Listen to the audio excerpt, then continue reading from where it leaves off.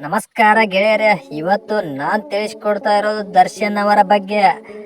ದರ್ಶನ್ ತುಗುದೀಪ ಅವರು ಕನ್ನಡ ಚಿತ್ರರಂಗದ ಸುಪ್ರಸಿದ್ಧ ನಟರಲ್ಲೊಬ್ಬರು. ಅವರಿಗೆ ಚಾಲೆಂಜಿಂಗ್ ಸ್ಟಾರ್ ಎಂಬ ಹೆಸರು ಪ್ರಖ್ಯಾತವಾಗಿದೆ. ಅವರು ತಮ್ಮ ನಟನೆಯ ಮೂಲಕ ಕನ್ನಡ ಚಿತ್ರರಂಗದಲ್ಲಿ ಅಪಾರ ಅಭಿಮಾನಿಗಳನ್ನು ಸಂಪಾದಿಸಿದ್ದಾರೆ.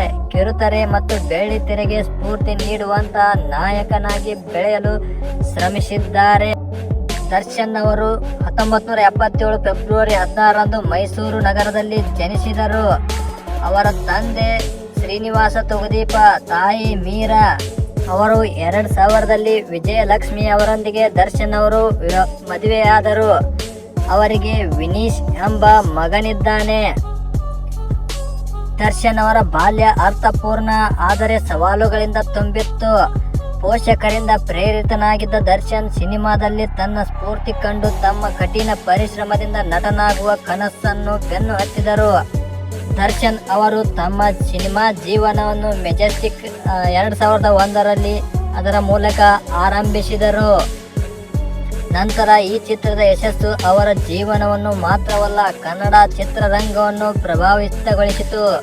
ಅವರ ಪ್ರಮುಖ ಚಿತ್ರಗಳು ಯಾವುವೆಂದರೆ ಮೆಜೆಸ್ಟಿಕ್, ಕಲಾಸಿಪಾಳ್ಯ ಮತ್ತು ಕ್ರಾಂತಿ, ಸಂಗೊಳ್ಳಿ ರಾಯಣ್ಣ, ಸಾರಥಿ, ಯಜಮಾನ, ಕುರುಕ್ಷೇತ್ರ, ರಾಬರ್ಟ್, ಕಾಟೇರ 2022ರಲ್ಲಿ ಬಿಡುಗಡೆಯಾಗಿವೆ.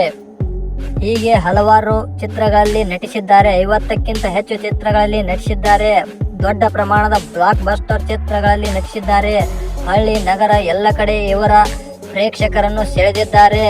ನಟನಾಗಿ ಹೆಸರು ಗಳಿಸಿದ್ದು, ಆದರೆ ಚಿತ್ರಗಳಲ್ಲಿಯೂ ಅವರ ಪಾತ್ರಗಳು ಉತ್ತಮ ವಿಮರ್ಶೆಗೆ ಪಾತ್ರವಾಗಿವೆ. ದರ್ಶನ್ ಅವರು ಚಿತ್ರರಂಗದಲ್ಲಿ ಮಾತ್ರವಲ್ಲದೆ ಪ್ರಾಣಿ ಸಂರಕ್ಷಣೆ ಮತ್ತು ಹಸಿರು ಪರಿಸರಕ್ಕೆ ಅವರ ಒಲವು ಅವರ ಜೀವನದಲ್ಲಿ ಮಹತ್ವಪೂರ್ಣ ಸ್ಥಾನ ಪಡೆದಿದೆ. ಅವರು ಹಲವಾರು ಪ್ರಾಣಿ ಸಂರಕ್ಷಣಾ ಸಂಘಟನೆಗಳಿಗೆ ಸಹಾಯ ಮಾಡಿದ್ದಾರೆ. ದರ್ಶನ್ ಅವರು ಸಾಕಷ್ಟು ಅಭಿಮಾನಿಗಳನ್ನು ಕರ್ನಾಟಕದಲ್ಲಿ ಹೊಂದಿದ್ದಾರೆ. ಅವರ ಅಭಿಮಾನಿಗಳನ್ನು ಇವರನ್ನು ಡಿ ಬಾಸ್ ಎಂದು ಕರೆಯುತ್ತಾರೆ. ಚಿತ್ರರಂಗದ ಹೊರತಾಗಿ ಅವರು ತಮ್ಮ ವಿನಯಶೀಲತೆಯಿಂದ ಮತ್ತು ಸಾಮಾಜಿಕ ಕಾರ್ಯಗಳಿಂದ ಅಭಿಮಾನಿಗಳಿಗೆ ಸಾಕಷ್ಟು ಹತ್ತಿರವಾಗಿದ್ದಾರೆ. ದರ್ಶನ್ ಅವರು ಸಮಾಜಕ್ಕೆ ಒಂದು ದೊಡ್ಡ ಉದಾಹರಣೆಯಾಗಿದ್ದಾರೆ. ದರ್ಶನ್ ಅವರ ಜೀವನ ಸವಾಲುಗಳನ್ನು ಎದುರಿಸಿ ಪ್ರಾಮಾಣಿಕ ಪರಿಶ್ರಮದಿಂದ ಯಶಸ್ಸು ಸಾಧಿಸುವುದಕ್ಕೆ ಒಂದು ಸೂಕ್ತ ಉದಾಹರಣೆಯಾಗಿದ್ದಾರೆ.